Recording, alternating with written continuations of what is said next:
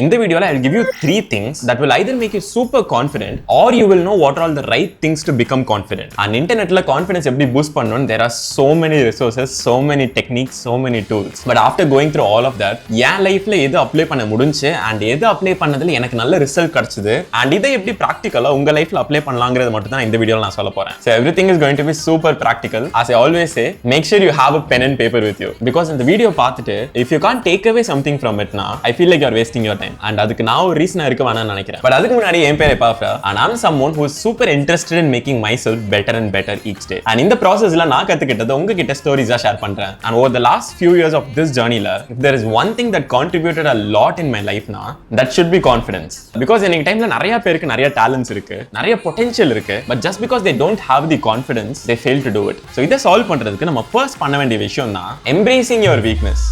Because நான் college படிக்கும்போது I was super insecure about a lot of different things. நான் திருநெல்வேலியில இருந்து வந்து first time கோயம்புத்தூர் மாதிரி ஒரு பெரிய சிட்டில நான் காலேஜ் படிக்க போனேன். And அங்க இருக்கிற people எப்படின்னுலாம் எனக்கு தெரியல. ஆனாலும் நம்ம ஒரு சின்ன டவுன்ல இருந்து வரோமே, பெரிய சிட்டில இருக்கிற people நம்மள எப்படி ட்ரீட் பண்ணுவாங்க, and நம்மளால அவங்க கிட்ட ப்ராப்பரா ரிலேஷன்ஷிப் வச்சுக்க முடியுமா, இல்ல நம்மளால ஜெல்லே ஆக முடியாதா, இது மாதிரி நிறைய இன்செக்யூரிட்டிஸ் என்கிட்ட இருந்துச்சு. And especially I was so insecure about the way I looked. நான் எப்படி ட்ரெஸ் பண்ணிருக்கேங்கிறது எனக்கு பிடிக்காது, என் ஹேர் ஸ்டைல் எப்படி இருக்குன்னு எனக்கு பிடிக்காது.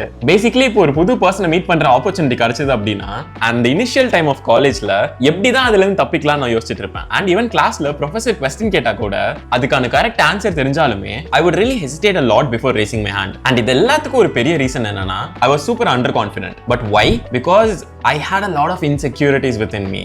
And I still have few insecurities. But நான் முன்னாடி இருந்ததை பார்க்கும்போது இப்போ I've come a long way. இந்த ப்ராசஸ்ல எனக்கு ஹெல்ப் பண்ண ஒரு பெரிய விஷயம் என்னன்னா என் தலைக்குள்ள இருந்த இன்செக்யூரிட்டிஸை என் கண்ணு முன்னாடி கொண்டு வந்தேன். பிகாஸ் நிறைய டைம் எல்லா விஷயமும் நம்ம ஹெட்குள்ள இருக்கும்போது ரியாலிட்டியை விட அங்க கஷ்டமா நமக்கு தெரியும். That's why there is this famous quote which is we suffer more in imagination than in reality. Whenever you are confused and whenever you feel underconfident about something, just write down your thoughts. So the one activity which helped me was ஒரு notebook எடுத்துட்டு அதுல 2 காலம் போட்டுக்கோங்க. ஒரு காலம்ல insecurities and இன்னொரு காலம்ல அதோட source.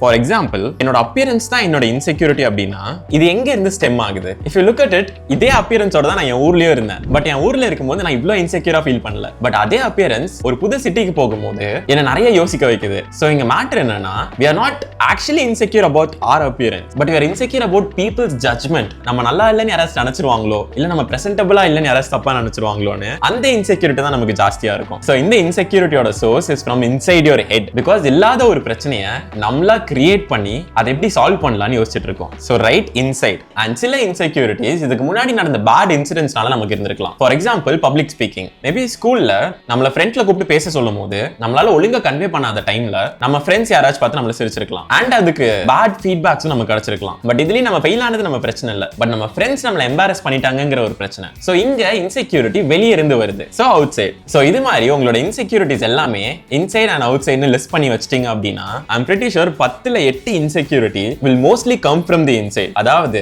ஒரு இல்லாத விஷயத்தை இது பண்ணா இப்படி ஆகிடுமோ, இல்ல நம்மள இப்படி நினைச்சிருவாங்களோ அப்படின்னு சொல்லி நம்மளே ஒரு சிச்சுவேஷன் கிரியேட் பண்ணி we feel very insecure about it. நம்ம ஹைட்டா இல்ல, நம்ம ஸ்கின் நல்லா இல்ல, the way we stand is not right, நம்மளோட கம்யூனிகேஷன் நல்லா இல்ல, இது மாதிரி we are being so hard on ourselves. And இப்படி பண்ணும்போது நம்மளோட செல்ஃப் கான்ஃபிடன்ஸ் வந்து ரொம்ப டிப்ளீட் ஆகும். One of the best ways to solve this is to embrace the flaws and is to worry about the controllables. And இது எப்படி நம்ம solve பண்ண போறோம் அப்படின்னா அந்த லிஸ்ட் ஆஃப் இன்செக்யூரிட்டிஸ்ல எதை நம்ம கண்ட்ரோல் பண்ணலாம் and எதை நம்ம கண்ட்ரோல் பண்ண முடியாதுன்னு பாருங்க. For example the way we look or நம்ம ஹைட் ஆர் நம்ம டீத் ஸ்ட்ரக்சர் இதெல்லாம் நம்ம மாற்றணுங்கிற அவசியம் இல்லை. இது மாற்றுறதும் கஷ்டம். பட் இது உங்களை இன்செக்யூரா ஃபீல் ஆக வைக்குது அப்படின்னா the first thing which you will have to do is try to embrace it. Let's say you feel like you are shorter than most of the people. இப்போ உங்களோட ஹெட்ல people எப்பவுமே அந்த ஹைட்டை பத்தியே நினைச்சிட்டு இருக்காங்கன்னு தோணும். But 9 out of 10 people wouldn't even think about your height. Even if they judge you based on your height, then the problem is with them. Because height அப்படிங்கிறது நம்ம கண்ட்ரோல் பண்ண முடியாத ஒரு விஷயம். And டாலா இருக்கிறவங்க யாரும் கஷ்டப்பட்டு உழைச்சு டால் ஆகல. So there is nothing to be proud about it as well. And இதே மாதிரி எஃபர்ட்ஸ் போடாம வந்த எந்த அவுட்கம்க்கும் there is no reason for us to be proud. அதே டைம் அந்த அவுட்கம் இல்லனாலும் அதை பேஸ் பண்ணி நம்ம யாரையும் ஜட்ஜும் பண்ணக்கூடாது. Because remember, someone who is relatively shorter and more confident is so much more attractive than someone is tall and underconfident. So ஒரு விஷயம் உங்களால கண்ட்ரோல் பண்ண முடியல அப்படின்னா try to focus on every other thing that you can control. You can be fit, you can work on your skills and you can do so much more with your time which people would notice which should make you happy than worrying about that one insecurity that you can't control. And இன்னொரு சைடுல if the insecurity is something that you can control na, again instead of worrying about it, try to allocate some amount of time to work on it and it will eventually improve over time. And இதுலயே உங்களை ஒருத்தவங்க judge பண்றாங்க அப்படின்னா the problem is again with them. இன்னைக்கு ஒருத்தவங்க நல்ல public speaking பண்றாங்க அப்படின்னா ஒரு பாயிண்ட்ல அவங்களுக்கு ஐடியாவே இல்லாம தான் இருந்திருப்பாங்க. சோ அந்த ஃபேஸ்ல இருக்கிறவங்கள இன்னொருத்தவங்க பார்க்கும்போது they should be happy to help them. But அவங்க ஹெல்ப் பண்ணாம அவங்கள மார்க் பண்ணாங்க அப்படின்னா the problem is clearly with the other person. Same goes for gym. இப்போ நீங்க ரொம்ப ஃபேட்டாவோ இல்ல லீனாவோ இருக்கேன்னு நினைச்சு ரொம்ப இன்செக்யூரா ஃபீல் பண்ணீங்கன்னா try to do what you can. Maybe you can work out or do any form of cardio. But இதுவும் யாராவது ஜட்ஜ் பண்ணுவாங்கன்னு சொல்லி பயந்தீங்கன்னா clearly the problem is again with them. So insecurities நினைச்சு பயந்து அண்டர் கான்ஃபிடென்ட்டா இல்லாம try to embrace your insecurity and be okay with your insecurities. Because once we do this, we don't have to pretend anymore. And there is so much freedom in that. Next enna, make sure you always have a positive self-image. Because in the book, which is called Psycho-Cybernetics, this is written by a plastic surgeon. And in the author pair, Maxwell. So இவர்கிட்ட வந்த one of the patient க்கு, I mean, she wants to change the way she looks. Because அவங்களுக்கே அவங்க எப்படி இருக்காங்கங்கிறது பிடிக்கல. And அவங்க ஃபேஸ்ல கொஞ்சம் physical scars இருந்துச்சு. So அந்த scars எல்லாம் remove பண்ணி, she want to look good. And அந்த சர்ஜரிக்கு அப்புறம் அந்த scars எல்லாமே போயிருச்சு. And அவங்க நினைச்ச மாதிரி she looks beautiful now. But problem என்னன்னா, even after doing a plastic surgery, she still has low self-esteem. And அப்போதான் டாக்டர் மேக்ஸ்வெல்க்கு புரியுது அந்த பிசிக்கல் ஸ்காரை விட அவங்களுக்கு எமோஷனல் ஸ்கார் அதிகமா இருந்திருக்கு. ஏன்னா அவங்கள பத்தி அவங்களுக்கு ஒரு பயங்கரமான நெகட்டிவ் செல்ஃப் இமேஜ் இருந்திருக்கு. அண்ட் இந்த நெகட்டிவ் செல்ஃப் இமேஜ்க்கு நிறைய ரீசன்ஸ் இருக்கலாம். மேபி நம்ம நிறைய விஷயத்துல ட்ரை பண்ணி தோத்துருக்கலாம். இல்ல நம்மள சுத்தி இருந்த பீப்புள் நம்மள ப்ராப்பரா வேல்யூ பண்ணாம இருந்திருக்கலாம். So any bad experience like this would possibly result in a negative self-image. So இந்த மாதிரி கேசஸ்ல no matter how fit you become, no matter how tall you are, even if you become the richest of richest, you will still not be able to feel happy about anything that's around you unless you have a positive self-image. So இந்த positive self இமேஜை improve பண்ணுறதுக்கு எப்போல்லாம் ஒரு விஷயத்தை try பண்ணணும்னு நினைக்கிறீங்களோ, உங்களை சுற்றி இருக்கிற யாரும் உங்களை மோட்டிவேட் பண்ணலனாலும், இல்லை உங்கள் ஃப்ரெண்ட்ஸ் உங்கள் பொட்டன்ஷியலை அண்டர் எஸ்டிமேட் பண்ணாலோ, இது வரைக்கும் நீங்கள் கூட இருந்த பீப்புள் உங்களை ப்ராப்பராக ட்ரீட் பண்ணலனாலும், be kind to yourself. And ஒவ்வொரு விஷயம் நீங்கள் ஏதாவது பண்ணணும்னு நினைக்கும் போதும், for example it can be as simple as playing cricket with your friends. நான் அங்கே போனாலே அவுட் ஆயிடுவேன், நான் பால் போட்டாலே எல்லாரும் சிக்ஸ் அடிச்சிருவாங்கன்னு நினைக்கிறதுக்கு பதிலாக try to visualize very good things. என் டீமுக்காக நான் விளையாண்டு ஜெயிச்சு கொடுப்பேன். அண்ட் இந்த மாதிரி if you keep on visualizing very good things, then the chances of them happening would be higher than visualizing bad things. Even Virat ஒரு இன்டர்வியூல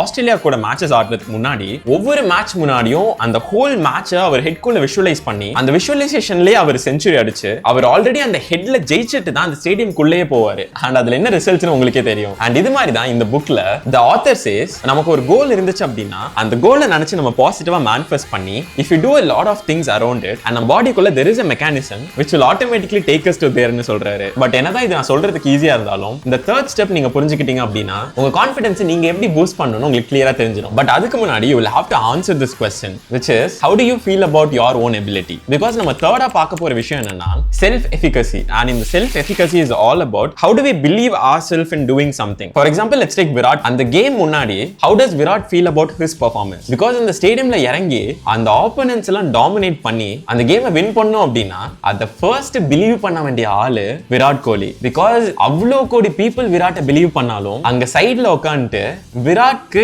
அந்த கேம் மேல நம்பிக்கை இல்லை அப்படின்னா எவ்ரிதிங் இஸ் கான். அண்ட் இதே மாதிரி என்ன டாஸ்க் இல்ல என்ன கோல் இருந்தாலும் the first question to ask is what is your self efficacy? Do you believe in achieving it? And இதுல நமக்கு எவ்வளவு கான்ஃபிடன்ஸ் இருக்குதோ அவ்வளவுக்கு அவ்வளவு we will be able to do the job better. And இதுல பெஸ்ட் பார்ட் என்னன்னா after doing decades of research, Albert Bandura அப்படிங்கிற ஒரு சைக்காலஜிஸ்ட் என்ன கண்டுபிடிச்சிருக்காருன்னா கான்ஃபிடன்ஸ்ங்கிறது நம்ம பிறக்கும் போதே வர ஒரு விஷயம் இல்ல. நிறைய பேர் அவங்க சுத்தி நடந்த சிச்சுவேஷன்ஸ்னால they seem more confident, but அப்படி கான்ஃபிடன்ஸ் இல்லாதவங்க அதை நினைச்சு கவலைப்பட வேணாம். Because confidence is something that you can learn. So ஒரு விஷயத்தை அப்ரோச் பண்றதுக்கு முன்னாடி நீங்க ரொம்ப அண்டர் கான்ஃபிடென்ட்டா இருந்தீங்க அப்படின்னா next time before doing that thing ask yourself, இதே விஷயத்தை நான் கான்ஃபிடன்ஸோட பண்ணேன் அப்படின்னா நான் எப்படி டீல் பண்ணுவேன். ஃபார் எக்ஸாம்பிள் அகைன் கிரிக்கெட்டே எடுத்துடலாம். பயந்து பயந்து அந்த கிரிக்கெட் கிரவுண்ட்குள்ள போறதை விட ஃபுல் கான்ஃபிடன்ஸோட இந்த மேட்ச்ல நான் நல்லா பெர்ஃபார்ம் பண்ணுவேன் அப்படின்னு நினைச்சு நீங்க உள்ள போனீங்க அப்படின்னா உங்க பெர்ஃபார்மன்ஸ் இன்க்ரீஸ் ஆகுதா இல்லையான்னு டெஸ்ட் பண்ணி பாருங்க. பிகாஸ் எந்த ஒரு விஷயத்துலயும் உங்க செல்ஃப் எஃபிகசி ரொம்ப முக்கியம். And இன்னொரு interesting way to boost your self confidence என்னன்னா according to Albert Bandura the psychologist which I just mentioned, நம்மள நம்புறதையும் தாண்டி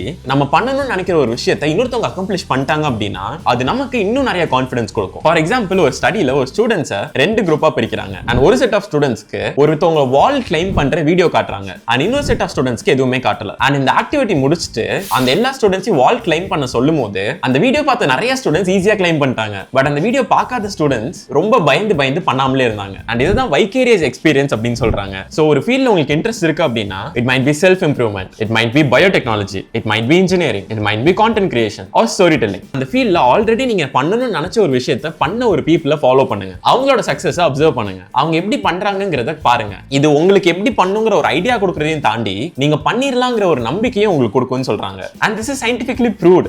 Basically, if they can do it, why can't you? And last, one of the most important thing to boost your self-confidence is working on something and accomplishing it. Because I'm a kind of person who hardly had any self-confidence. I was not an expert in anything, and that feeling hurted me a lot. And அந்த மாதிரி ஒரு டைம்ல என்னால பாசிட்டிவாவே நினைச்சாலும் அந்த self confidence கொண்டு வரதுக்கு ரொம்ப டைம் ஆச்சு. பட் இப்போ I can confidently say I'm a storyteller because for the last 2 years I've been posting a lot of different stories across social media platforms, and I have a solid work proof. And nothing boosts your confidence like your own work proof. So நான் ஸ்டார்டிங்ல சொன்ன எந்த ஸ்டெப்புமே work out ஆகலனாலும் try to work on something that you really love and taste your first victory in it. Because once you know you can accomplish something, அதுல வர confidence will take you somewhere else. And once அதை accomplish பண்ணிட்டீங்கன்னா உங்களை சுத்தி இருக்கிறவங்க என்ன நினைச்சாலும் நீங்க அதை கவலையப்பட மாட்டீங்க. So yeah, I hope this is useful. But இதெல்லாம் தாண்டி நீங்க இன்னும் ஆக்ஷன் எடுக்காம இருக்கீங்க, ஏதோ ஒரு பயம் உங்களுக்குள்ள இருந்துகிட்டே இருக்குது அப்படின்னா try to take a look at this fear of failure video. And next time இதே மாதிரி ஏதாச்சும் யூஸ்ஃபுல்லா ஷேர் பண்ணியிருந்தா மட்டும் நான் வரேன். And அந்த வீடியோவை நீங்க மிஸ் பண்ணாம இருக்கணும்னு நினைச்சீங்கன்னா make sure you hit the subscribe button because search பண்ணி வர அளவுக்கு என் பேர் அவ்வளவு ஈஸி இல்ல. It's one day or day one.